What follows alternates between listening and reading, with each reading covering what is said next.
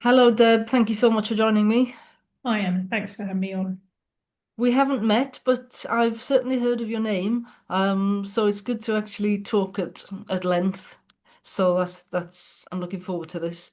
Same. Um, why don't we start talking about your Quaker journey? Because I know in the end we'll be talking about you resigning your membership, but let's start back in the happier days, perhaps. What drew you to Quakers in the first place?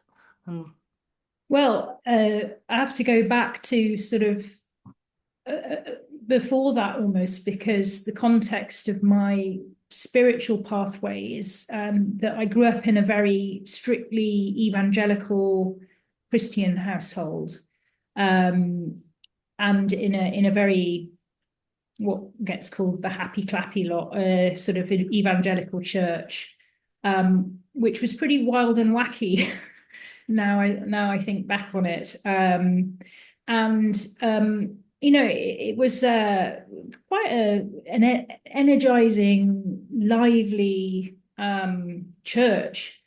But because I was a child, I was pretty much accepting what my parents believed, because well, in fact, I remember very early on thinking, if I don't believe all this stuff too, then when Jesus comes back, he'll take my mum and dad and he'll leave me. So I think you kind of get an idea there that there's a fair bit of kind of sort of fear involved in going along with it. But what happened was that when I got to about, it was 15 or 16, I remember very, very clearly going along to one meeting, and the the kind of what we would call the kind of the, the spoken sermon bit started. I mean, we didn't call it a sermon. I'm not really sure what we called it. And at one point, a woman wanted to contribute to the the discussion, the kind of meeting, and she didn't have a hat, and so her husband laid his hand on her head, to give her permission, to give her authority to speak. And perhaps that had happened before, but certainly that morning I thought, hang on a minute, that's not right. I just felt suddenly very aware of the sort of sexism of it, that women didn't have the right to speak, without their husband's authority.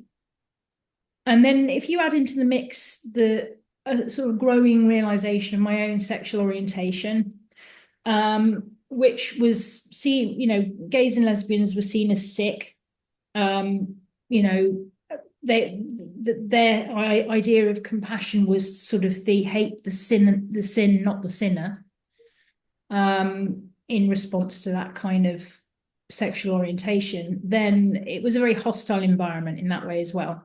So after that point, I kind of moved away from the church, and it was actually a very upsetting process. I was quite depressed in my early 20s, really very lost. And as time went on, I did what lots of thinking people did at the time in the 90s, which was move into the sort of radical atheist kind of circles where you read Richard Dawkins and you think you're enlightened because you've rejected the superstitious nonsense of God and all of that.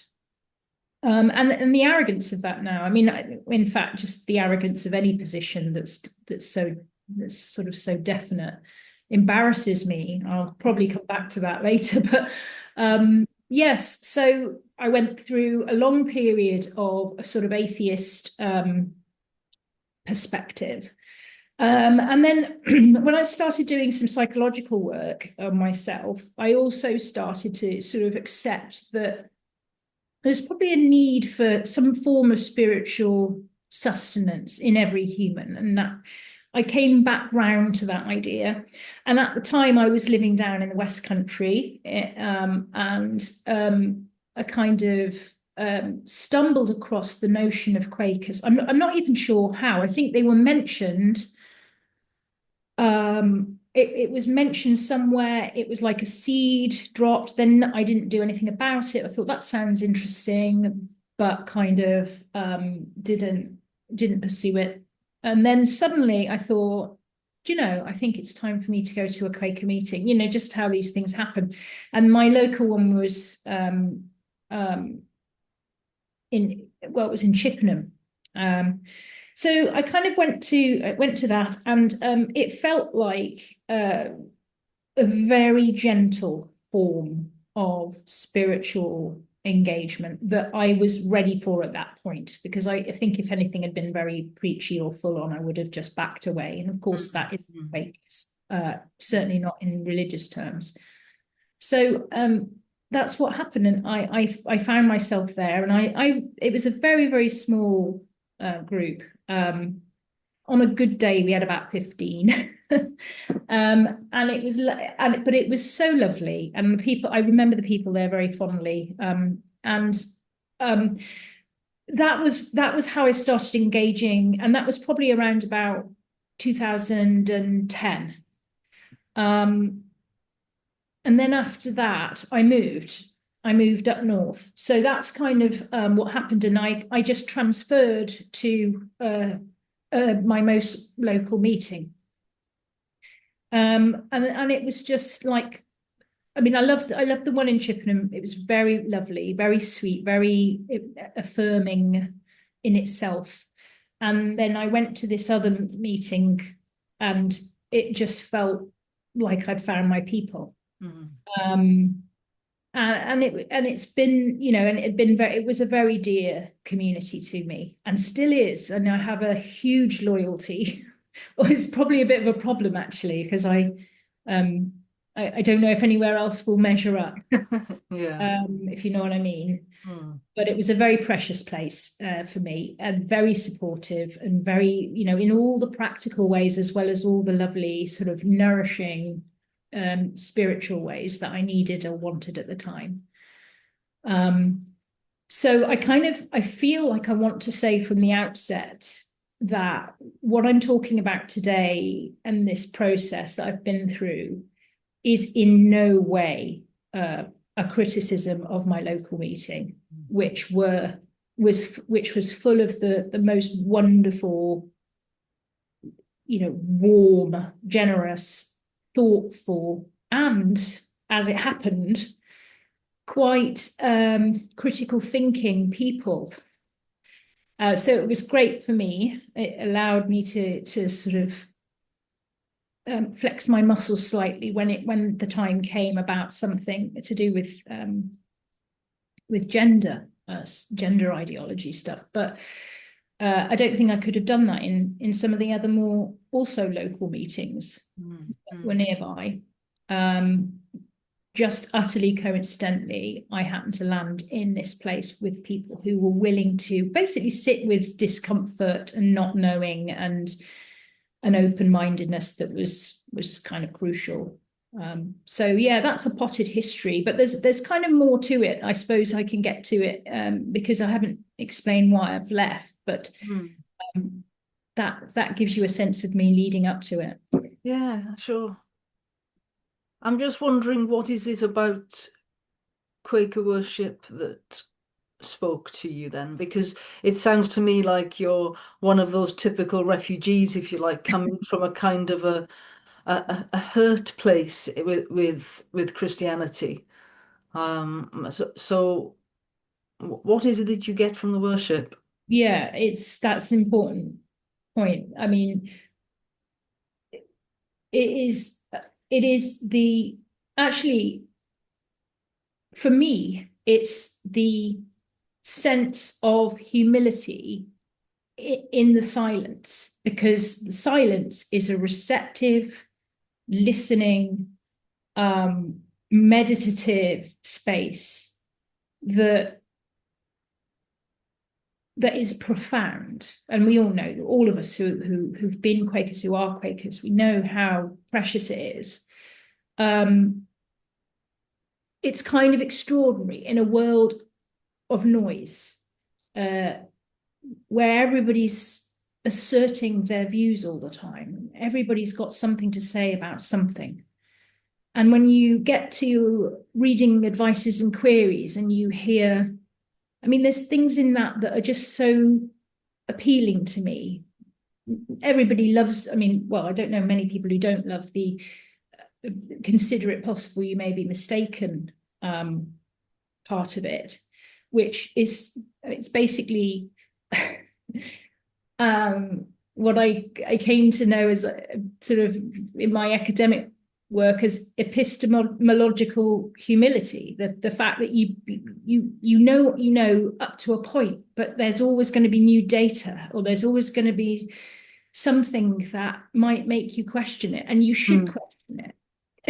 Having You should, said that, would you agree with me that sometimes it's hurled at opponents in a consider it possible you may be uh, mistaken? And we often, the way I hear it, I mean, I try not to say it very much, quite honestly, right, because the only person you need to say it to is yourself. yourself, yeah.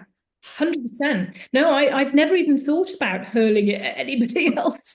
It's absolutely like the foundation of who I am. In fact, I'd kind of like to be a bit less like that, because I'd like to be a bit more sure.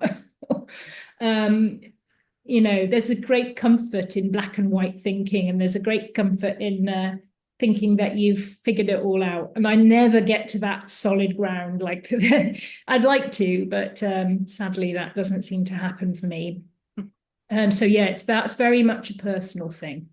Um, but I remember I just gonna find it, because there was another advices and bits of advices and queries that I've just revisited that I think is absolutely incredible as a sort of inbuilt corrective to complacency, or also just the kind of smug um, righteousness that people can feel when they think they've found the answer to something. If pressure is brought upon you to lower your standard of integrity, are you prepared to resist it? Our responsibilities to God and our neighbour may involve us in taking unpopular stands. Do not let the desire to be sociable, the fear of seeming peculiar, determine your decisions. And that's just amazing. I love it. And that is what I love about the Quaker ethos, and the silence is where you can chew that stuff over, and you can hear different perspectives in various forms of ministry, that you have to then sit with and let percolate. And I think that's amazing, because I'm sick of a world of sound bites and hot takes and all of that. And I like the slowness that's implied in that. Yeah, yeah. And that's one of the reasons why I don't edit these, and I try to make sure they're unhurried. We may lose some listeners, but actually this is something to converse slowly about a topic, I think is really helpful. Yeah. You mentioned earlier about the community being affirming. Now Mm-hmm. there's a contested word, but Oh yeah. I wonder if you wanted to say first of all what you found affirming. Well, of course, what I haven't sort of particularly laboured at this point is the bit where I said that the church I grew up with was openly hostile to homosexuals. And of course, I turned out to be one. And a source of continuing pain, sadness, I suppose, for me, is the feeling of rejection that came from that, but also that I still can't quite believe that I would be welcomed back into the Christian fold because of it. I know there's lots of people who believe that the church has changed, or the Anglican church has changed. Um, I don't know if that's true. Maybe it is. I'd say the Anglican Church has changed in a lot of ways, that some of which I think aren't helpful. But in terms of Quakers, of course, they had their monumentally slow process of discernment around same-sex marriage that culminated, well, took 30 years and culminated in, was it 2012? 2009, I Or think. 2009. Mm.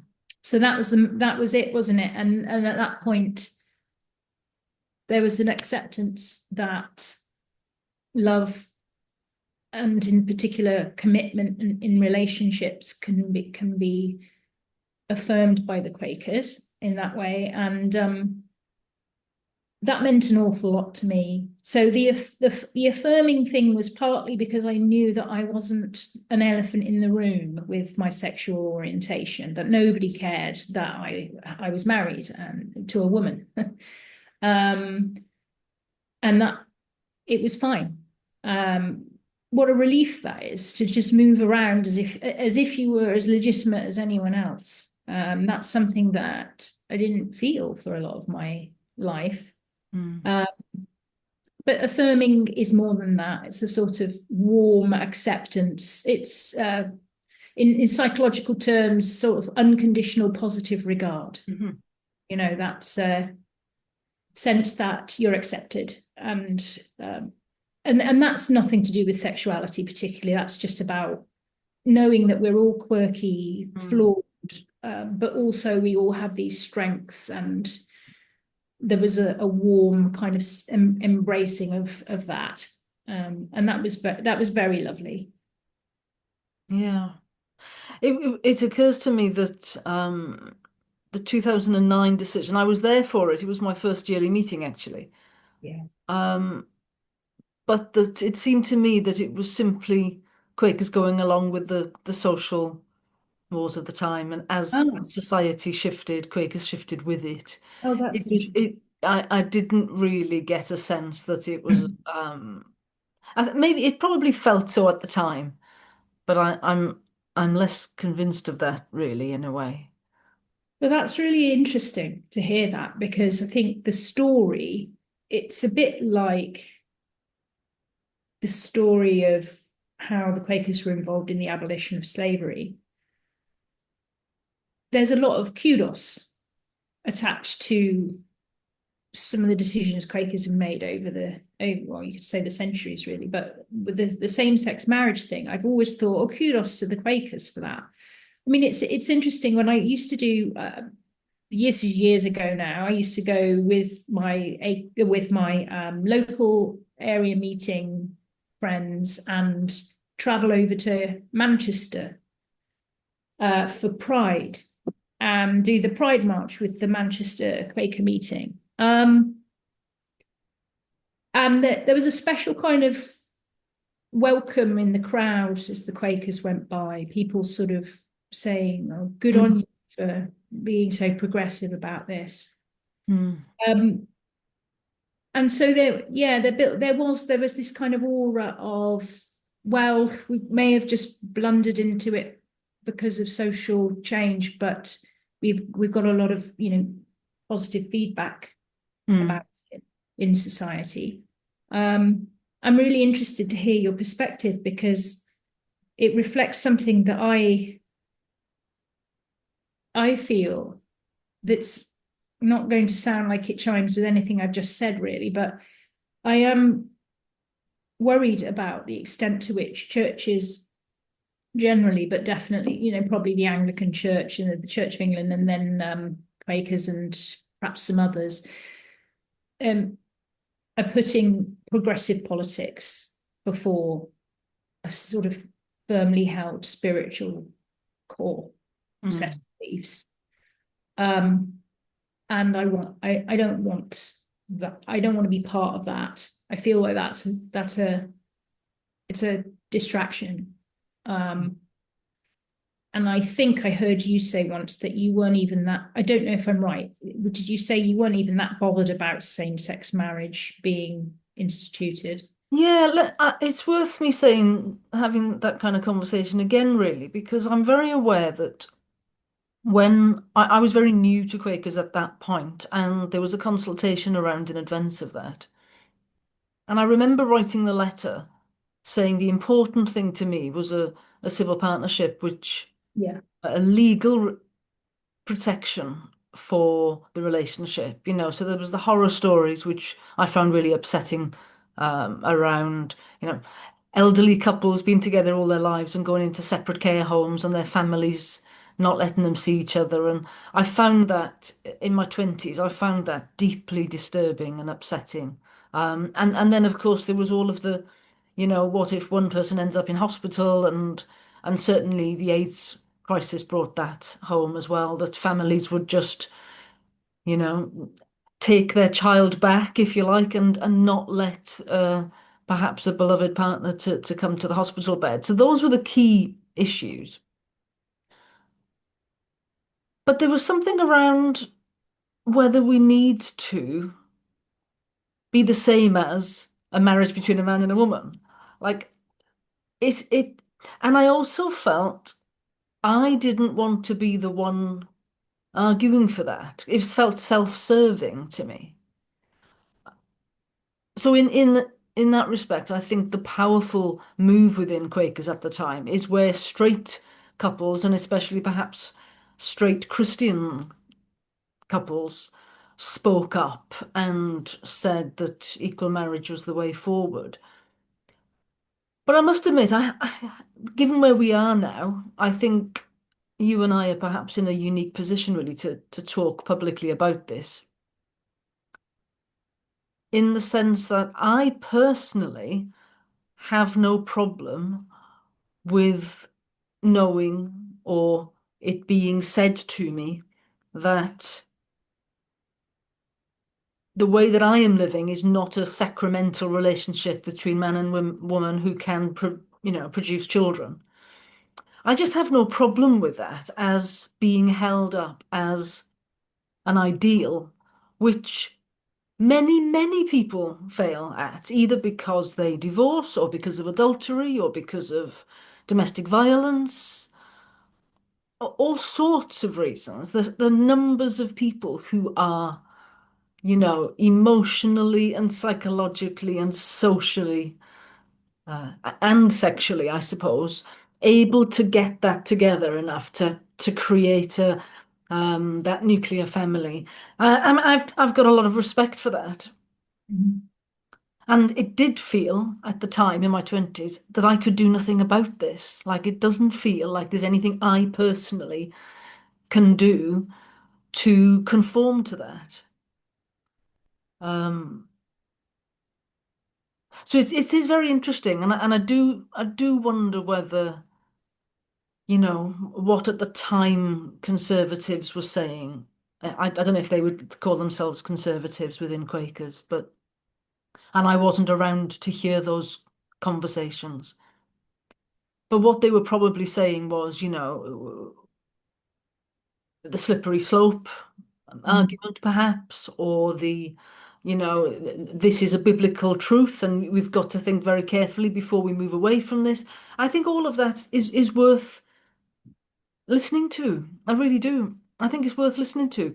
And I I think there is something we can do to hold each other gently as a community, and to bind yourself to the church in some way, and to live in um, a productive and socially helpful relationship is better than, any kind of lifestyle that is, I don't know,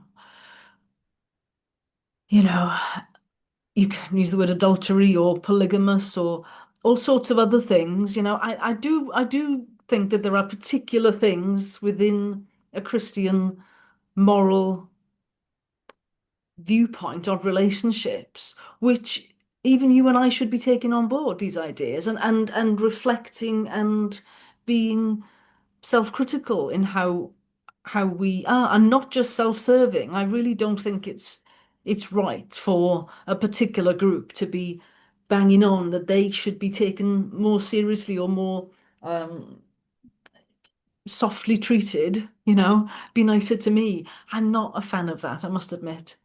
Um, so I don't know if that makes sense, or whether that's surprising or challenging or. horrible. I'm sure people are going to hate me saying that. For sure. It seems to be the path of the course these days. I actually completely agree with you though, Mm.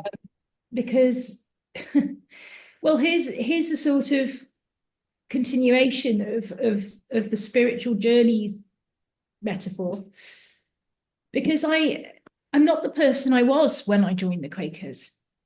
I mean, I'm still a lesbian, still married to a woman, but I have been, thanks to what gets called the culture wars, on a real journey of reflection about what my values are, and an ongoing sense of a refining, really, of where I stand spiritually, which is still mostly lost, to be honest. I'm still mostly, I feel a bit like, when it comes to religious faith, a kid standing outside a sweet shop looking in with my nose pressed up against the window. Or to use a different cultural reference, in the X-Files, Mulder had a poster on his wall that said, "I want to believe," with a UFO. Well, I want to believe something. I want that. I don't think I want sort of the black and white certainty of the zealots or anything. I definitely don't want that. That wouldn't work for me at all. But I would love to have a sense of God now as an adult, because I did have it when I was a child, or I had a strong impression of what it was like to experience God, even if I was perhaps doing it vicariously or through adults or whatever. But I did feel that, and it was a quite something.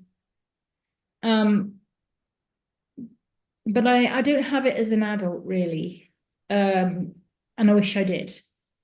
Um, and where I'm at now is I don't I don't like all the stuff that's come along riding on the back of gay rights. Um, it's it's decadent, and I actually think it's deviant, some of it. Um, and I don't mind using those words either anymore. Yeah, yeah, yeah, yeah. I you know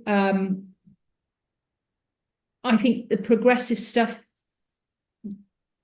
that we see attached to the gay rights movement now is anywhere from bonkers to actually really very dark. Some of it's harmless, but a lot of it is not. And I completely agree with you about things like the patently important role that a nuclear family has to the foundation of any civilization or any society. Like, of course, an ideal is two parents, and I think actually as well, I mean I'm inclined to think it would be very nice if there was a male parent. And I know that doesn't happen in lots of straight couples as well. It's not that I'm saying lesbians shouldn't be having children or anything. That's not my position. I think having two caring parents is way better than having one who's stretched to the limit, or one who's disinterested or whatever. A single parent can also do a fantastic job raising children. But my God, what a challenge that is. I mean, surely we can acknowledge the fact that having two of you as a team is pretty helpful and good for the kids. But I would also go as far as to say that yes, I wish that the straights would get their act together and go back to reiterating the importance of a good father. Mm. I mean, having experienced secondhand the impact of domestic violence, I'd say I don't have the position that any father is better than no father. I actually think if your father's violent or abusive, then no, that's not good for the kids. But yes, of course, the sanctity of marriage means something, that marriage between a man and a woman. And I was indifferent to the marriage thing completely, just like you. The civil partnership thing, for the same reasons you said, has been game changing for Yeah. those of us who are in same sex couples who want to know that we have the law behind us in terms of how we choose to live our lives right through to the end.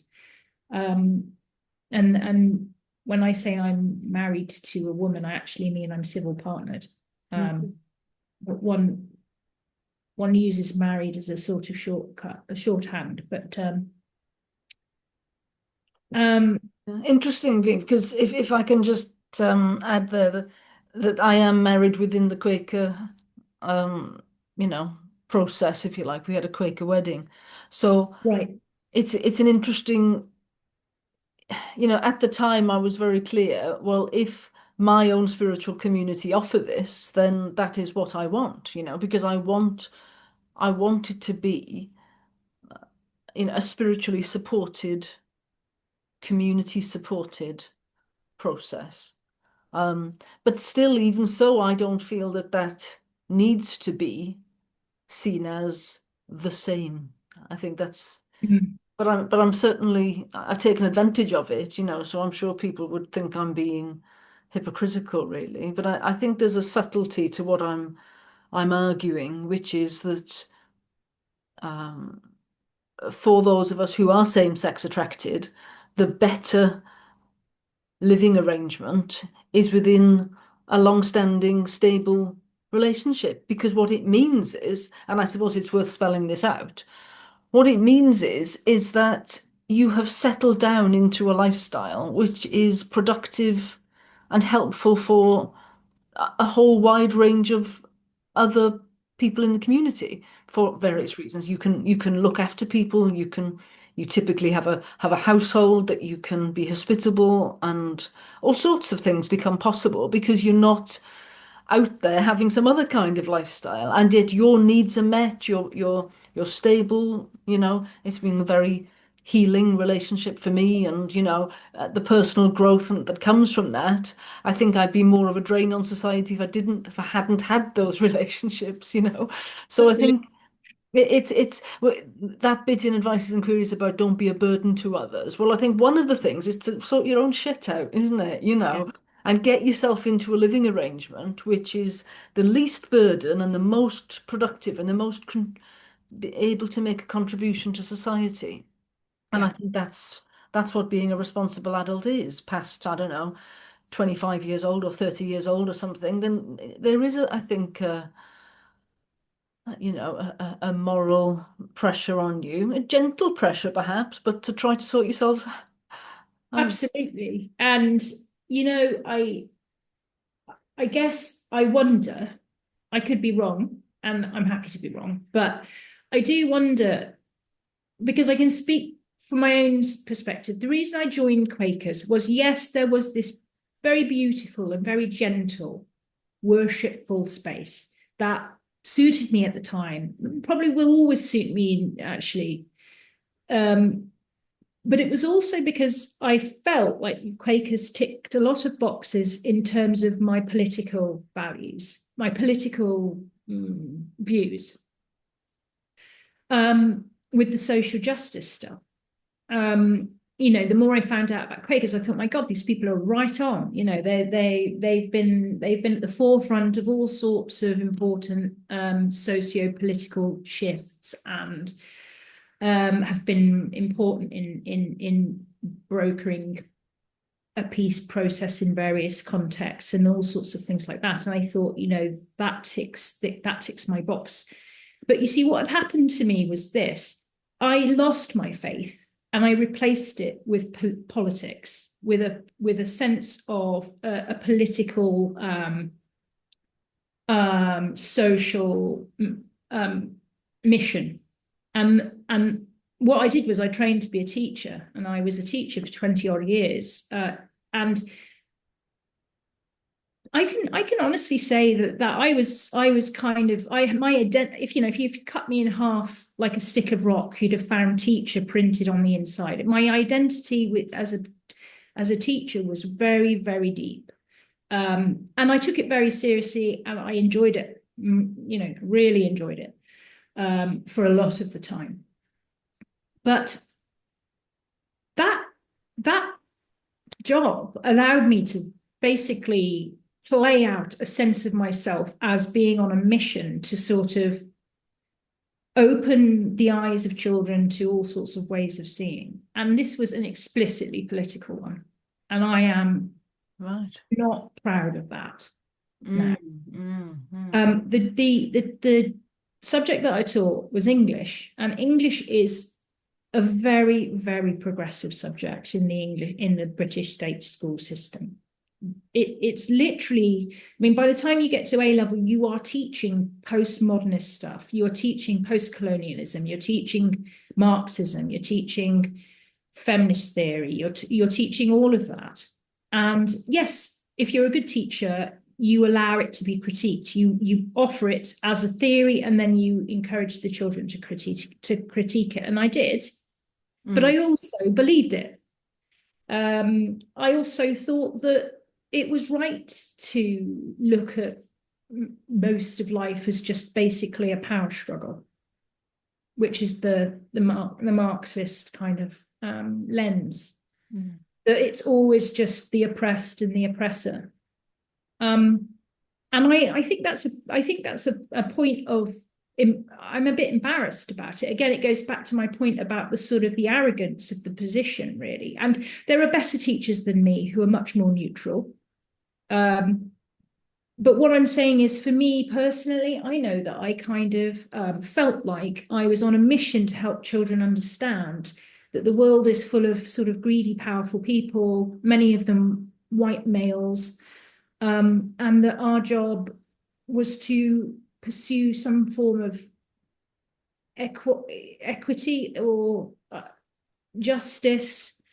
And the Quakers kind of core values kind of played straight into that for me. So I felt like it was a very comfortable fit. Mm. And I feel now, having gone through this ringer of this, the kind of the so-called culture wars and things, and come out, I think I've come out on another, I think I've washed up on another shore completely after all of this. I do think that Christian values are really solid, and where once I used to reject it, now I'm much more open to it. I don't, I can't call myself a Christian. I'm not. I need a revelation of Christ as an adult in a very real way for me to be able to say that. And I haven't had that yet. I hope, maybe I will. I don't know. I don't know what it involves. But I am very sympathetic to people with strong Christian beliefs, to the point where I can hold now the tension required to understand why people are vehemently against abortion, vehemently against ending assisted suicide, and all the other hot button topics that everybody gets in a lather about. And I feel like that's what Quakers should be able to do, is continue to hold that very possibly uncomfortable space in the middle of the raging debates about this and that. Yeah. And I think it's going to become incredibly important for Quakers to rediscover that, and stop framing themselves around the social justice stuff. Because I feel like, in a funny sort of way, I might be wrong, and I'm really happy to be. I hope I am. But it feels like the dominance of social justice issues, politics in Quaker, in the Quaker mindset now, has taken over from the sacred. Yeah. But you see, from what I can tell, young people, as well as weirdos like me who've been on sort of strange journeys, they are seeking that now. They won't want more of the same of the culture. If all the Quakers do is ape the culture, they won't fit the bill for what people are looking for. I Hmm. think people are looking for a sense of the sacred, um, something holy, because the world's clearly gone mad. You, you know, Yeah, yeah, that's no, my position really. And one of the things that I hope for all religions, but Quakers in particular, is to bring back this sense of moral teaching and guidance for it's not just young people, quite honestly. People of all ages are still struggling to find some kind of moral compass and guidance. yeah, And what worries me about the fixation on social justice issues in a particular way of stating those is that to me it seems there's no boundaries. There's no limits. There's no, well, we support the right of a woman to have an abortion, but there are limits to that. It's like, in fact, let's take all limits off that. And I think, well, what starts out as a compassionate position and a morally grounded position loses that once you think, oh, any and everyone can do that whenever they want. You think, well, that's become an immoral position now. And the same with all sorts of other things. yeah. Oh, I mean, the stated aim of the social justice movement as it is in its incarnation of sort of the last couple of decades is to take the guardrails off everything. Yeah. Um, and that, and I that, find deeply disturbing, really disturbing. Um, and as you just said, it's a move from the sacred to the profane, really, which it's it's disturbing. And I do worry about my own part that I have played in the whole thing, much like you just talked about your teaching career. And I mean, I remember teaching kind of organizational studies, and touching on HR issues and all of that in a university context, having to make decisions throughout my career where the field had gone mad. The field has gone mad. yeah. Um, I don't know if you watch any of these podcasts, but This Isn't Working podcast. Oh yeah. Tanya I've de heard of it. I Grunwald. haven't actually watched it. I Re find I hope the whole DEI HR stuff is. I mean, I know that there's still places where it's working okay and or it's genuinely supportive to staff or whatever, but by and large, it's become another big political yeah, yeah. project. And it's interesting because if I think back to 20 years ago, I was very much teaching that, and very much saying that there needs to be compassion, there needs to be equality, there needs to be diversity, needs to be inclusion, very much so. But then it feels like I was trying to bring the dial to here, and then suddenly the dial went all the way over there, and you think, oh, whoa, whoa, whoa, whoa. Yeah. And I noticed whenever I had a guest lecturer in or something, or a visitor speaking about this stuff, all they would talk about was DEI. Yeah. And you think, well, hold on a second, we're talking here about organizations, we're talking about HR, we're talking about making sure we have a productive workforce, strategic aims. It's like we can't all be about equality and inclusion. Surely it has to be about productivity as well.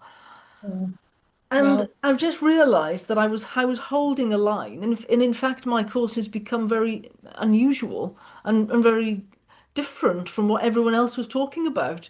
And I kind of kick myself now that I didn't think of doing what Tanya de Grunwald's done, but I wouldn't have had the platform, or the contacts, but just challenging that whole madness, which it seems to me that they won the moral case for talking about inclusion, for example, being kinder, and then went so extreme so quickly without any guardrails at all that we're in danger of having a backlash. well, that's it, isn't it? I mean, I think we're seeing the backlash. We're seeing the backlash. I'm wondering, because I'm a very questioning person, I'm like, am I part of this backlash now? The fact that that I'm reading my way through C.S. Lewis. What does that say about me? Have I turned into some kind of conservative?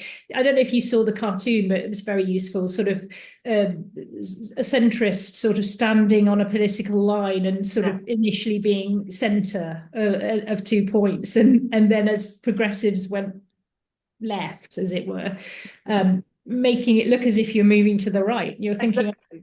I feel like I And haven't really changed. I haven't moved. I haven't changed. I keep saying the same stuff, and now suddenly everybody in Quakers thinks I'm right wing. Right. Everybody thinks I'm right wing. And I think, well, I'm just going to have to own it because fundamentally, I think, well, I don't think there's anything wrong in being right wing. I think that's the first thing to say.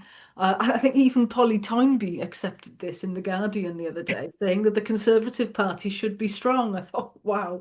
But I think recognizing that there's nothing wrong with being a conservative and Mm. Quakers can be conservative. We seem to have Yeah. lost that Well, completely. it's really interesting that you said that, because I just before we started talking, I went through some documents. I've got a little folder on my computer that's full of the sort of the documents that I wrote it for various contexts to do with my concern that I raised in my local meeting. And as a part of this the work that I was, well, no, it's not work, but the sort of concern that I had around gender ideology, I went along to something at Woodbrook, which was a diversity and inclusion conference, and one of the organization, the little group that I was part of, was speaking at it. In fact, you've interviewed her. Her name's Heather Brunskill Evans, All right, yeah. um, who was beating the drum for this and took a lot of flack. And she took a lot of flack in that conference as well. A number of us went along to support her, but I was reading the notes because I wrote a kind of write-up of it for my own record, and probably I had to submit it to area meeting as well. And at the bottom, in one of either the worship sharing that went on, which was to do with welcoming trans and non-binary individuals, I think. But it was one of the sessions anyway. A young Quaker said there should be no room for a Tory voter in the Quakers. And I only just reread that today. Yeah, And I said I know. to my own friends with a capital F and lowercase f, would it talk, this talk about sort of trans identified people feeling unsafe in certain meetings because certain meetings have aired reservations about gender ideology. Would a Tory voter be would they feel safe? How about a Brexit, somebody who voted for Brexit? And of course, the answer is, of course, they'd be welcome, because Quakers don't make people feel unwelcome. They don't stand up and say, "I denounce you because you've got a blue ribbon on your thing that you're a Tory voter." Nobody does that.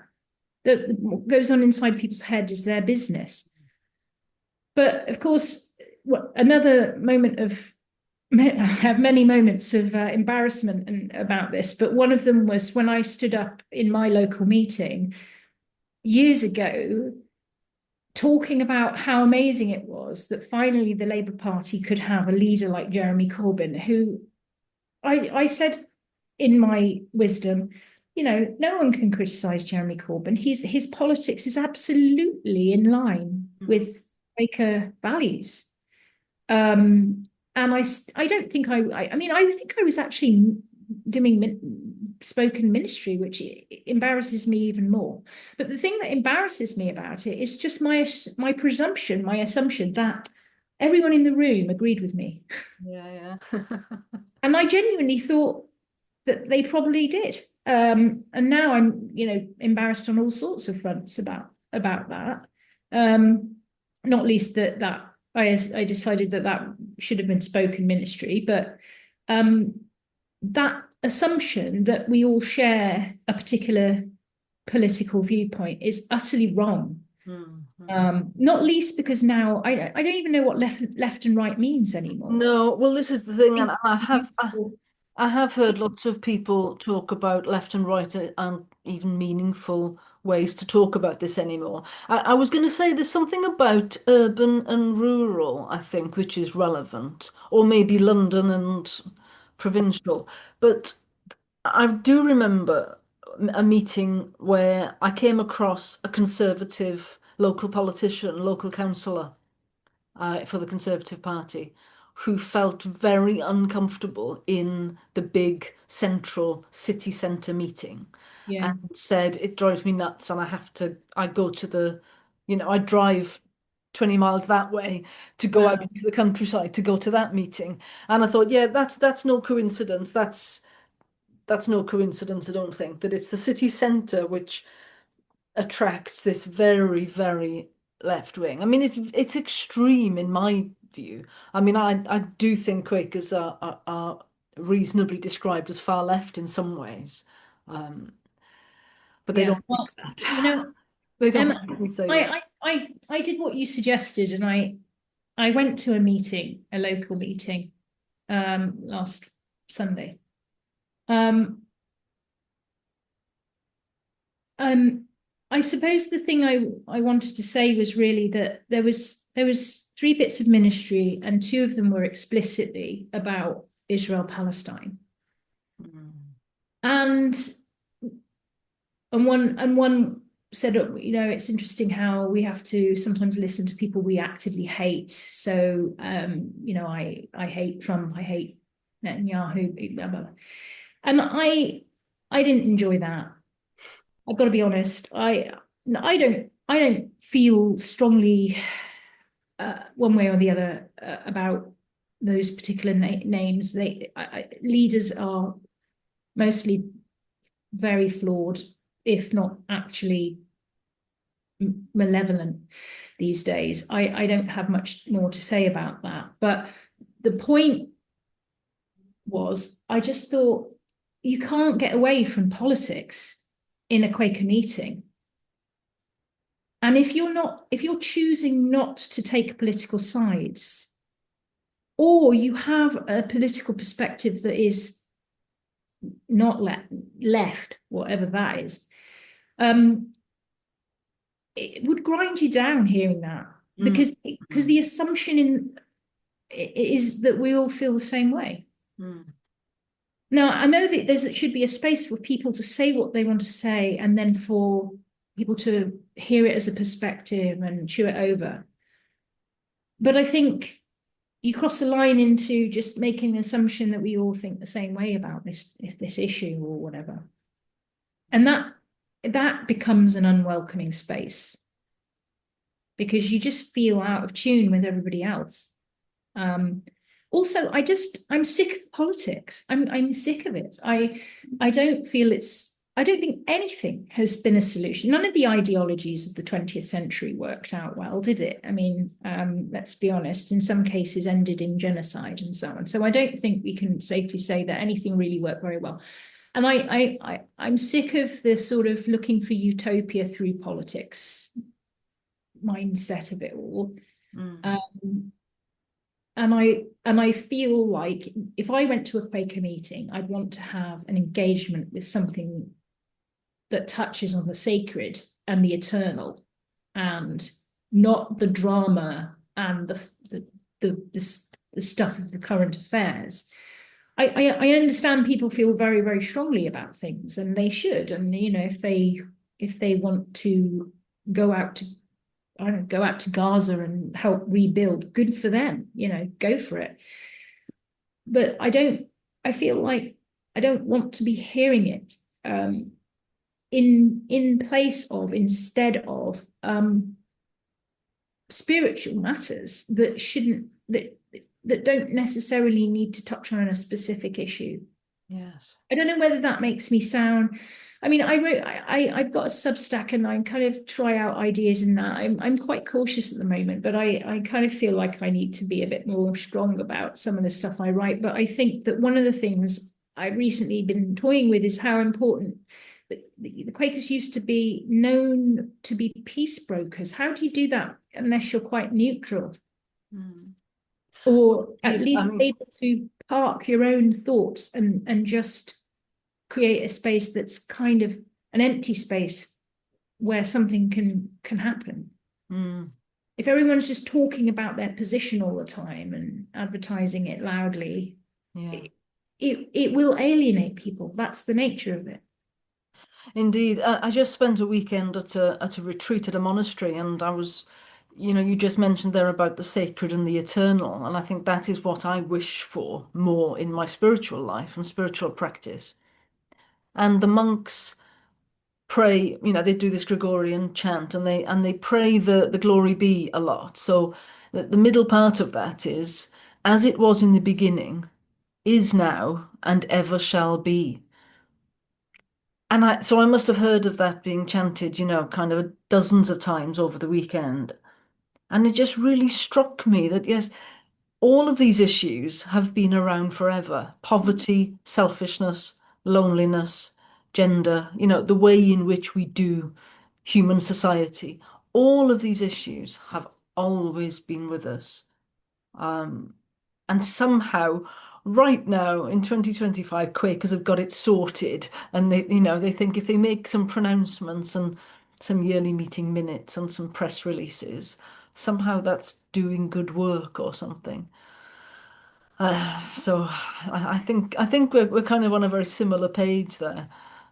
I recently reread a quote from, of all people, Jerome K. Jerome about silence. Do you know it? No. So this press releases, making statements, declaring allegiances, words, words, words, words. I mean, yes, you need to have a line. You need to be able to have a discerned position.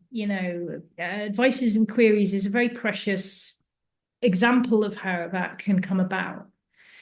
But equally, you know, the other thing that's very beautiful about Quakers that could be an incredible source of strength is the opposite of words, is silence, is that sort of thoughtful, meditative, ruminative space making for the uncertainties and the not knowing, and that's what really makes Quakers so special in my view. And he says, this quotation from Jerome K. Jerome is so lovely. I feel. Do you mind if I read a bit of it? Or Please do. um, yeah, I'll just read it. There is much help in silence. From its touch, we gain renewed life. From contact with it, we rise healed of our hurts and strengthened for the fight. Silence gives us peace and hope. Silence teaches no creed, only that God's arms are around the universe. How small and unimportant seem all our fretful troubles and ambitions when we stand with them in our hand before the great calm face of silence. Silence teaches us how little we are, how great we are. In the world's marketplaces, we are mere atoms of a mighty machine, mere insects in a vast hive. It's only in silence that it comes home to us that we are something much greater than this, with all the universe and all eternity before us. It's in silence that we hear the voice of truth. In silence, falsehood cannot live. You cannot float a lie on silence. A lie has to be puffed aloft and kept from falling by men's breath. Leave a lie on the bosom of silence, and it sinks. Mm, yes. The line has to be puffed aloft. Yeah, that's great. I wonder then if we hear a bit more from you about your experience of what you've called the culture wars, which has ultimately led to you resigning. Maybe it's time for us to tell that part of the story.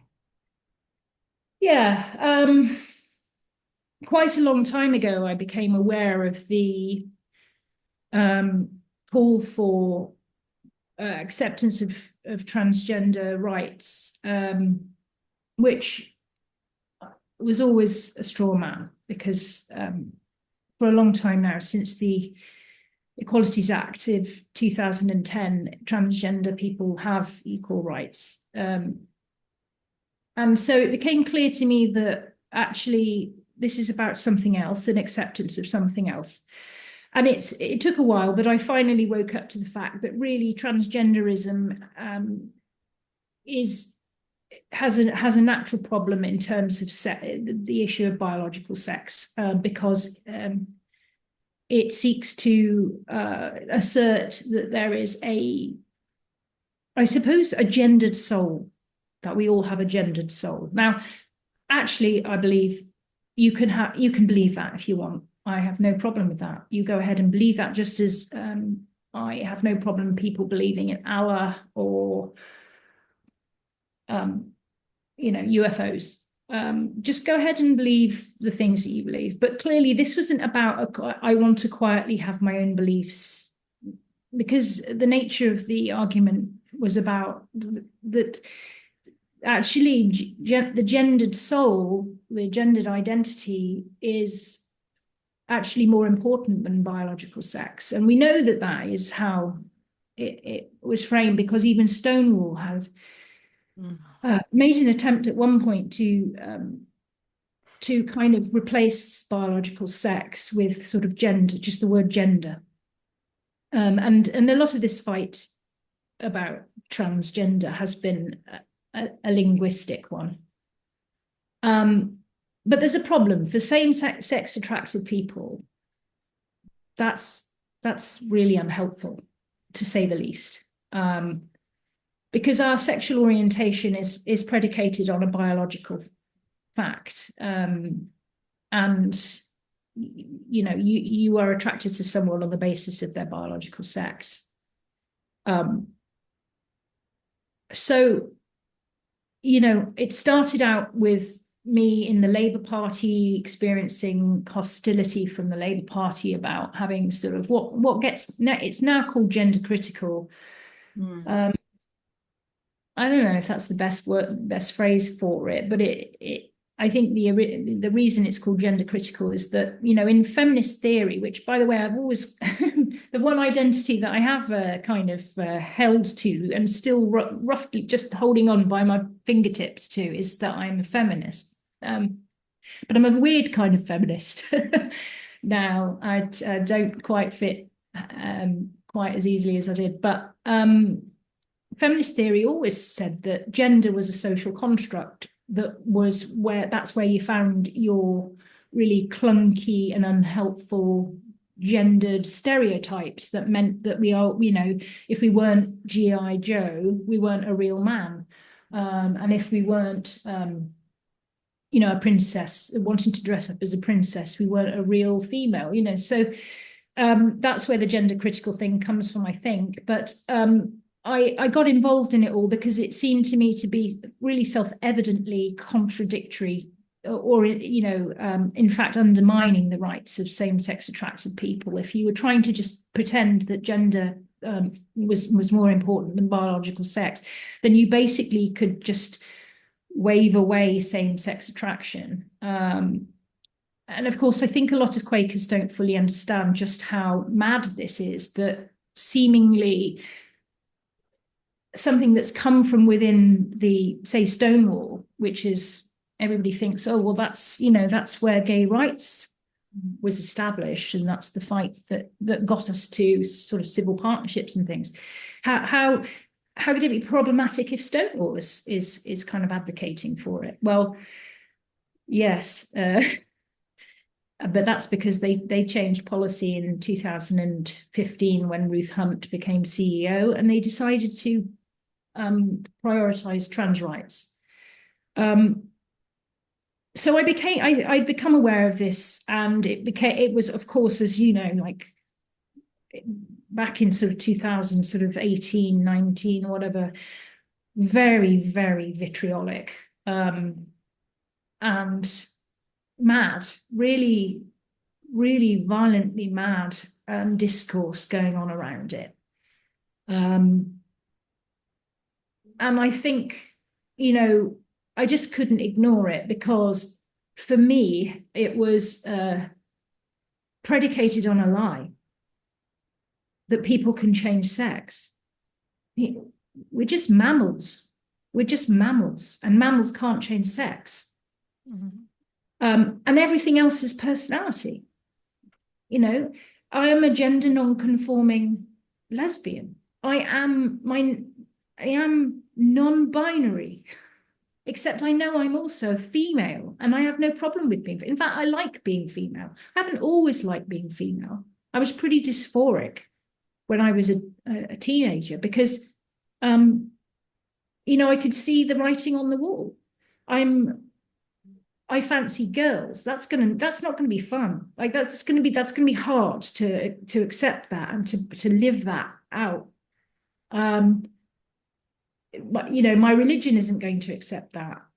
Um, and also, it's gross to grow breasts and suddenly have men looking at you in a way that you don't want. You don't want it anyway. No, you know, straight girls probably don't want this Mm. anymore as than people like me. But I'm a lesbian. I do not want you looking at me like that. And of course, it feels pretty. It's gross. I mean, I grew up when I lived in the days where Playboy was the porn, Mm. you know, source of porn. I can only imagine what it's like now for girls who are just swimming in a sea of porn everywhere. Um, of course, it would be easier to pretend that you weren't female because you kind of you feel that being female is weak. You are an object. Um, if you are gender non-conforming like me, you also just don't want to play the game of being girly in that way. And then you have like the fear of what that means for you. Is this going to mean I'm going to be lonely and alone because I don't fit the approved look, the approved presentation of a hot young female, you know? And so it's a heck of a lonely place, Mm. a scary place. And I totally understand why people now um, want to opt for this non-binary or trans identity. But it's not okay for adults to tell them lies about the solution to your discomfort is to pretend that you can change sex. It's a dead Uh, end, isn't it, spiritually? Say again? It's a dead end spiritually. People who go down that mindset, there will come a point when truth and reality just lays itself bare. Mm. It's just, then what have you done with the last 20 years of your life? You know? And I have already interviewed somebody who has realized that, body modification was a terrible mistake. And spiritually, this is very difficult to know that we have been, and we always are, of course, as human beings, we are complicit in our own torture, if you like, and in the misery of this world, and trying to find a spiritual way forward of valuing the sacred and eternal. Well, what does that mean inside us? How do I venerate, if you like, life as it's expressed within me, the very fact that I have, these hands and opposable thumbs and whatever. Um, it's a long journey, isn't it? I mean, we don't live long enough to really get to get our No, heads around. but you certainly don't work your way through the issues in the 5 or 6 years of puberty. So Mm, people accepting the words of a 12, 13-year-old mm. about what they think their truth is. I mean, they are abdicating responsibility on an absolutely unprecedented scale. As adults, you mean as The doctors? adults, the Yeah. adults around them saying, "Oh, yeah, sure, okay, if you think you know it, kind of thing." It's like you haven't. you haven't even been through puberty yet. You've got to ride this stuff out. This aversion to discomfort and the aversion to the adults around, sort of supporting children in living through the discomfort and modeling the ability to sit with it and all of that. Anyway, it's a long topic, and I've, all of my positions are very thought through. It's none of this is something that I've just woken up and decided. And some of it is from what gets called lived experience too. Mm. But it became clear that, this tidal wave around trans was really becoming incredibly powerful and was finding its way into all sorts of organizations. And of course, it was finding its way into Quakerism. And that conference at Woodbrook with the diversity officer is a good case in point, because this is going back a while now. I actually didn't check the date, but I mean, I think it was right before the pandemic hit, which was, is that 2020? Yeah. 2020. So it's just before that. It was possibly the autumn just before that. So in it, the voices of so-called gender critical women who were there were first of all, they were framed as cis women, even back then. And it was framed as just fear. We're just afraid. And if we educate ourselves, we'll probably stop being afraid and be comfortable with it. So even then, the language of queer theory had found its way into the Quakers. The positioning of anybody who had an objection to it as being just a sort of fearful, ignorant person was already there. And in the end, I joined a group called Sex Matters to Quakers, which was a very small group of women who all saw the problems with this, the denial of biological sex, or the kind of the downgrading of its importance affects women and it affects homosexuals. And it was a group that sustained me really for years, actually, through a lot of the madness of the kind of the battleground that got drawn up.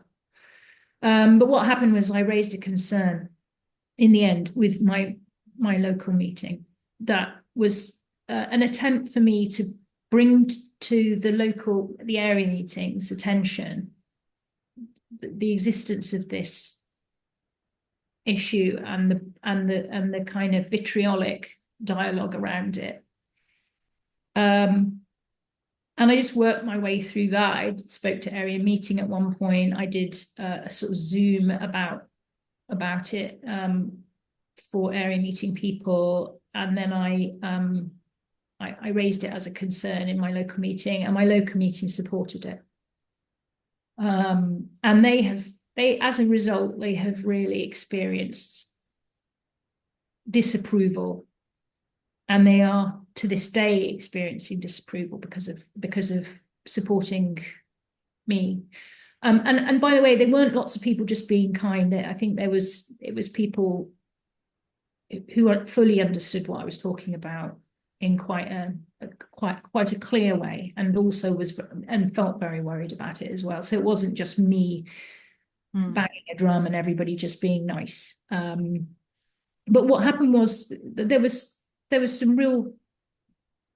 backlash in the way that a Quaker backlash would be, passive aggressive and sort of under the radar.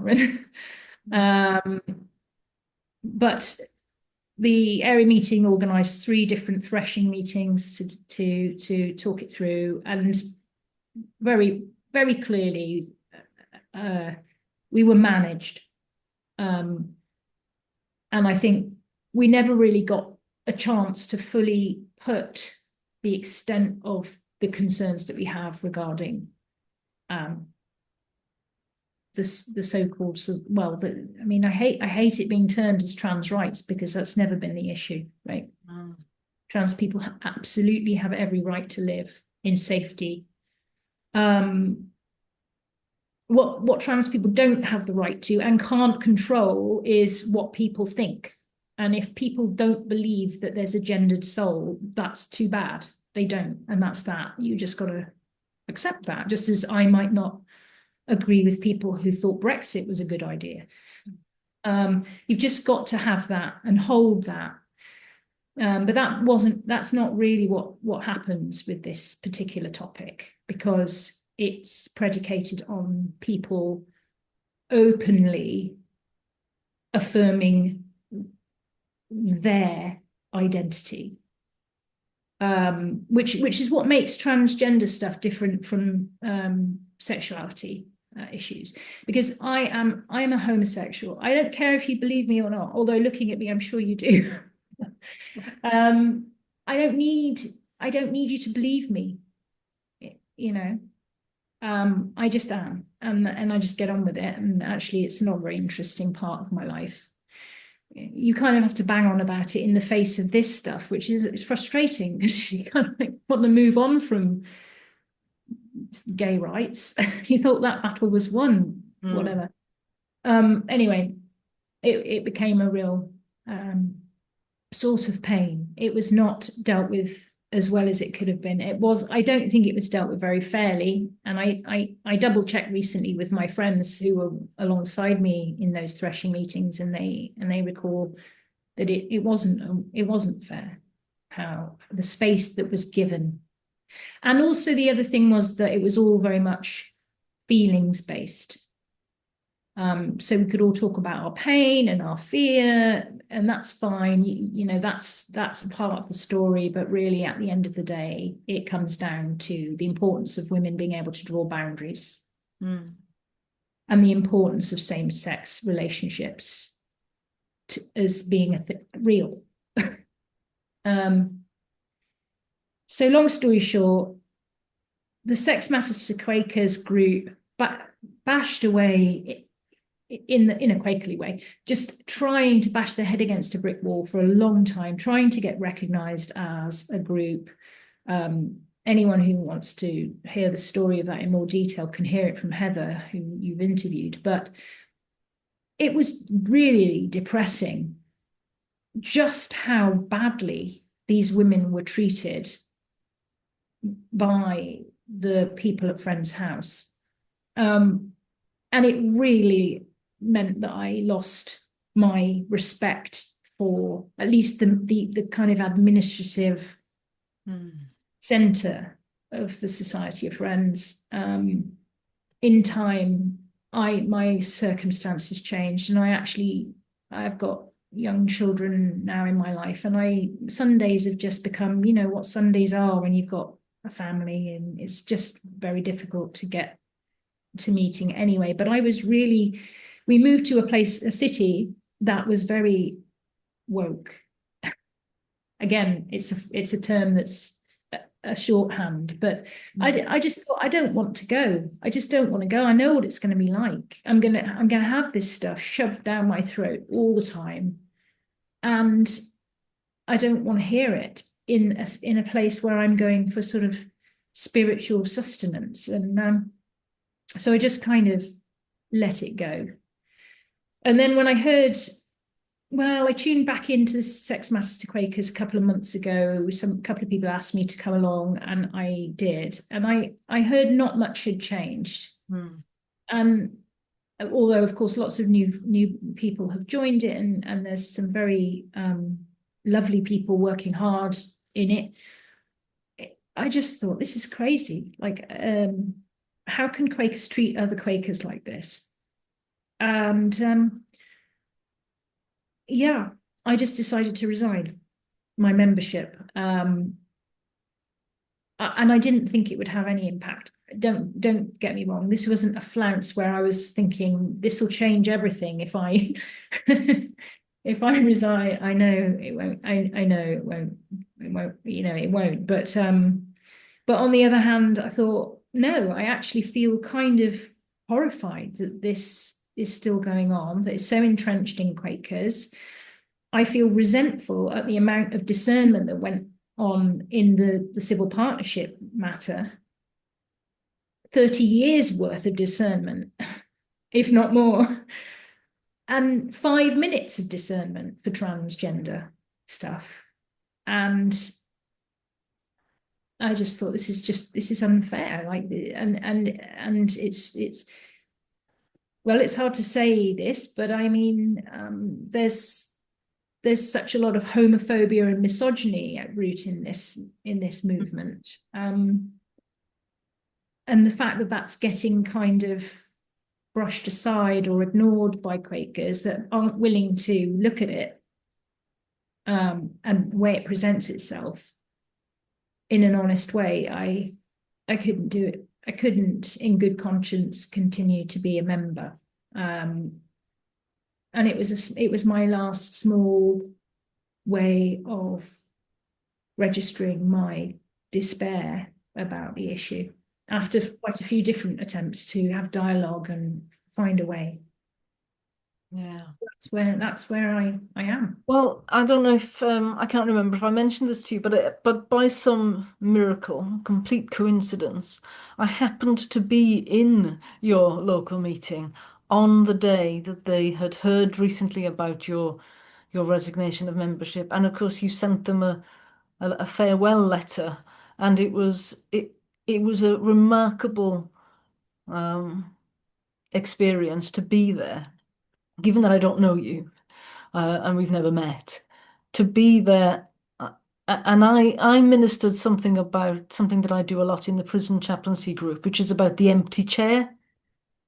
And just to think about each empty chair in the room is like a portal into somebody who's missing, and somebody who couldn't be here. And obviously the classic is to think of that being left for Jesus to be in the room. And so I ministered about that. And then of course there was this ministry about you were the missing person. And everybody was wiping away tears and remembering, and thinking and feeling sad, I think, that you'd gone. But it was such a poignant meeting to be at. Yeah, it's quite hard to. Well, you're certainly very loved at that meeting, and your loss is keenly felt. So it was it was wonderful for me to be there to witness it almost. It's pure coincidence. I mean, Amazing. I was just in the area for a family birthday, and I just happened to. Oh, right, that's the local meet. That's the closest meeting. I'll go there. mhm. Yeah. Completely random, or God made it so that I was there to No. to hear that and It's feel. lovely. In a sense, if nothing else, and I come back to where I started, like my love for my local meeting is deep, and the gratitude I feel for them bravely entering the fray on this absolutely just mind-blowingly difficult topic. Um, I'll always feel deep love for that group of people. And I'm really, it's lovely that you've kind of seen, in a sense, as an observer, you've seen a bit of that. Um, and here we are. And so I can't say never about the Quakers. I have real hope that Sex Matters to Quakers becomes a recognised group. It's shocking that they don't get seen that way, and that they've had such a battle. There's such a there's such a lot of lovely people trying to get heard on this issue. Mm. So I wish them Yeah. success.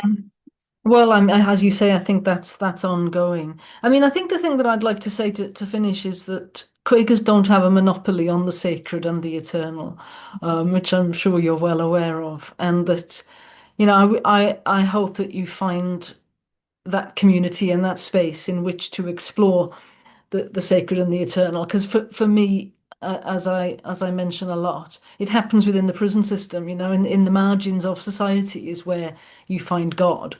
It's not necessarily in a cozy community. fretting over things that they have no control or impact on. Um, so that's where God is, Yeah. and that's where the sacred and the eternal is in the margins. Um, so, and I do hope you find more more supportive community in that journey. Yeah, me too. And in the meantime, I'm following a sort of path of just sort of embodied in the natural world, um, a space for um, me to be fully human in whatever shape that takes, which I think is countercultural now. So good luck to all people, Quakers or not, who are looking for the same thing. What's Mm. something real, something embodied, something authentic, and something that allows for that sense of the sacred. Yeah. Well, thank you very much, Deb. It's been lovely talking to you. Thanks. Same, Emma. Thank you.